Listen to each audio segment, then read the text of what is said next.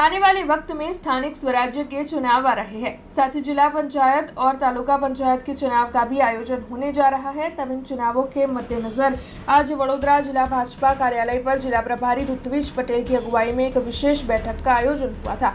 तब आपको बता दें कि इस दौरान डभोई के विधायक शैलेश मेहता, पादरा के विधायक चैतन्य सिंह झाला, साथ ही वाघोड़िया विधानसभा के विधायक धर्मेंद्र सिंह बापू के साथ अन्य कई अग्रणी मौजूद रहे थे और साथ ही वहां पर भारतीय जनता पार्टी के कार्यकरों की मौजूदगी भी बड़ी तादाद में दर्ज की गई थी। तब जिला के प्रभारी ऋत्विज पटेल की मौजूदगी में इस दौरान कई महत्वपूर्ण मुद्दों पर चर्चा की गई थी।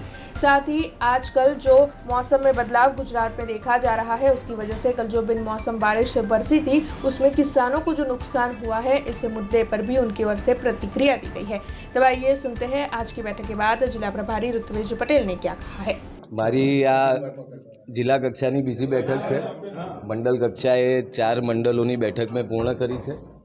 આજે ફરીથી અમે સ્થાનિક સ્વરાજની ચૂંટણી માટે બધા જ જિલ્લાના પદાધિકારીઓ, ધારાસભ્યશ્રીઓ અહીંયા ભેગા થયા છીએ અને આગામી સમયમાં બધી જ સીટો જીતવાના લક્ષ્ય સાથે આદરણીય નરેન્દ્રભાઈ મોદી સાહેબ, આદરણીય અમિતભાઈ શાહ સાહેબના સબળ કેન્દ્રીય નેતૃત્વમાં અને ગુજરાતમાં આદરણીય ભૂપેન્દ્રભાઈ પટેલ સાહેબ, આદરણીય હર્ષભાઈ સંઘવી સાહેબ અને અમારા પ્રદેશ અધ્યક્ષ આદરણીય જગદીશભાઈ વિશ્વકર્મા સાહેબના માર્ગદર્શનમાં અને વડોદરા જિલ્લાના કર્મઠ કાર્યકર્તા અને અધ્યક્ષ એવા ડૉક્ટર બીજે બ્રહ્મભટ્ટ સાહેબની આગેવાનીમાં તમામ જિલ્લા પંચાયતની સીટો, તાલુકા પંચાયતની સીટો અને નગરપાલિકાની સીટો એ સાંસદશ્રી અને ધારાસભ્યશ્રીઓના સહયોગથી અને કાર્યકર્તાઓના અથાગ પરિશ્રમથી જીતવા માટે અમે સજ્જ છીએ।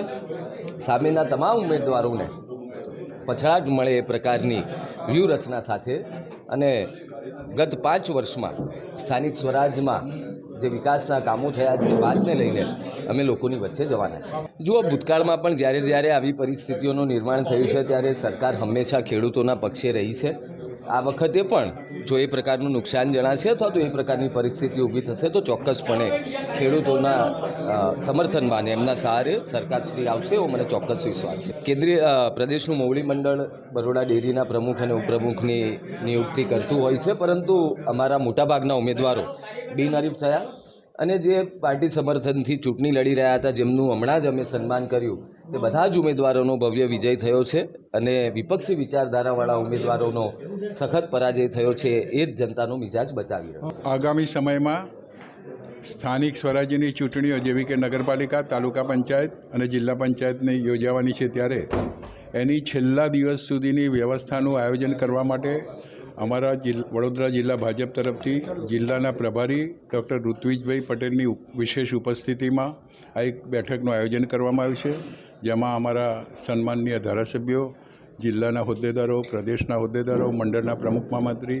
મોટી સંખ્યામાં ઉપસ્થિત રહેશે અને આગામી સમયમાં નગરપાલિકા, તાલુકા પંચાયત અને જિલ્લા પંચની ચૂંટણીઓ કઈ રીતે જીતી શકાય, અત્યારે તો બધે જ અમારું બોર્ડ છે, તેમાં ઉમેદવારો, જીતેલા ઉમેદવારોની સંખ્યામાં વધારો કરવો, જ્યાં જીત્યા હોય ત્યાં લીડમાં વધારો કરવો, આ સર્વે આયોજન માટે આજે વિશેષ બેઠક મળી રહી છે અને અમને વિશ્વાસ છે કે આગામી સમયમાં ભારતીય जनता पार्टीનો કેસરીઓ લહેરાશે અને અમારો જ્વલંત વિજય થશે। हमसे जुड़े रहने के लिए हमारे YouTube चैनल को सब्सक्राइब करें और नई वीडियो की नोटिफिकेशन के लिए बेल आइकॉन को दबाएं।